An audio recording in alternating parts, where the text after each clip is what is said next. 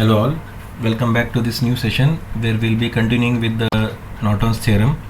We have seen already one problem. Now in this we'll see the second type of problem where I have considered a voltage source in my circuit. So the question is, find the Norton's equivalent circuit across X and Y for the network shown below. So this is the network and we are supposed to find out the Norton's equivalent between the points X and Y. Means we need to find out the equivalent of everything whatever it is here behind this.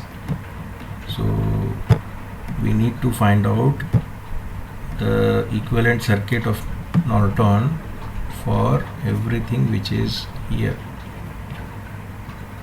okay, other than these points X and Y. So all these components is to be replaced by a single current source and a single resistance which is in parallel with it.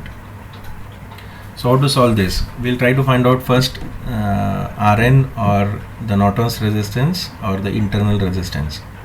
So for that the step is very simple. Remove all independent sources. So in my case the independent source was this, and it is a voltage source. So the condition says that the voltage source should be short circuited. So see here, voltage source was available between these 2 points. If you look back, it was below 5 ohm resistance which was at center. So here I have just short circuited the voltage source. Now to calculate the Norton's resistance, we should look back into the circuit between the load terminals. The load terminals are X and Y. So we should look back into this circuit from these 2 points. If we look back into the circuit from these 2 points, then it is very clear that these 3 resistances are parallel to each other. 5 ohm in parallel with 5 ohm in parallel with 5 ohm. So I can write it as Rn equal to 5 ohm in parallel with 5 ohm in parallel with 5 ohm. So 5 ohm in parallel with 5 ohm, whenever 2 resistances are there with equal values, then equivalent is always half of that. So 5 parallel with 5 is nothing but 2.5, which is in parallel with 5. So the formula is R1 into R2 divided by R1 plus R2. So 2.5 multiplied by 5 divided by 2.5 plus 5, which is 12.5 divided by 7.5, and the equivalent of this answer is 1.67 ohms. So the resistance is calculated as 1.67 ohms. The second thing that we need to calculate is the short circuit current. So see here, I have short circuited the 2 terminals X and Y. Very simple. Short circuit these 2 terminals or the load terminals and then calculate the current flowing through these 2 terminals. If you look back into the circuit, and we know that whenever there is a short circuit path, the whole current try to go through this short circuit path.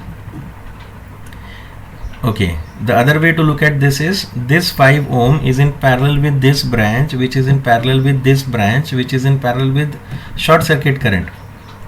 So any resistance which is in parallel with the short circuit path has no meaning, because no current will flow through this or this resistance which is in which is in parallel with this short circuit current.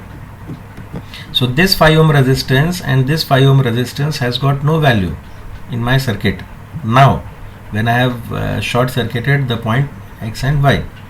Remember a very simple thing: any resistance which is in parallel with a short circuit path will have no impact in my circuit, as no current will flow through this resistance. So if you try to look at this, XY is in parallel with this 5 ohm, which is also in parallel with this 5 ohm. You can also ask me, then sir, why you are not removing this? But here we are having a voltage source. If it was only a resistance in this branch also, then I would have removed this also. So this and this resistance is of no use, so I have removed it from my circuit. So the circuit is left only this part. If you look here, 2 volt source, a 5 ohm resistance, and then this short circuit path from X to Y. So I have drawn an equivalent circuit. This is a very simple circuit now. If you look here, then there is nothing to worry. This is a very simple circuit where I am having a 2 volt source with a resistance. So I can apply a very simple formula, V equal to IR, or I is equal to V by R. V here is 2 volt and R here is 5 ohms.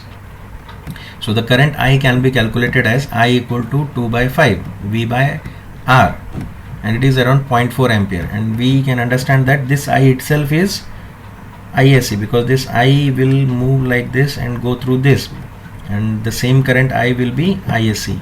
So I am naming it as I is nothing but your ISC, which is also a Norton current, and the answer is 0.4 ampere. So ISC is 0.4 ampere and Rin or Rn is 1.67 ohms. So the equivalent between the point X and Y can be drawn like this: ISC in parallel with resistance Rn, and then the load terminals in parallel with these two, that is X and Y. So 0.4 ampere current in parallel with 1.67, which is in parallel with load terminals X and Y. Again look here, the ISC is moving from X to Y, from top to bottom.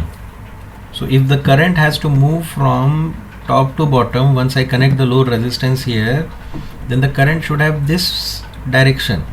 If the current should have this direction, then this arrow mark should be in the upward direction, because the current can move only like this if I am showing it in this way. If I show it in the down, with the down arrow, then the current will move like this from Y to X, but our calculation was from X to Y, so it is shown from bottom to top, so that it moves from top to bottom in this case. So thank you very much for this problem. Again we'll meet for the third problem, where I'll take the combination of both the current source as well as the voltage source. Thank you very much.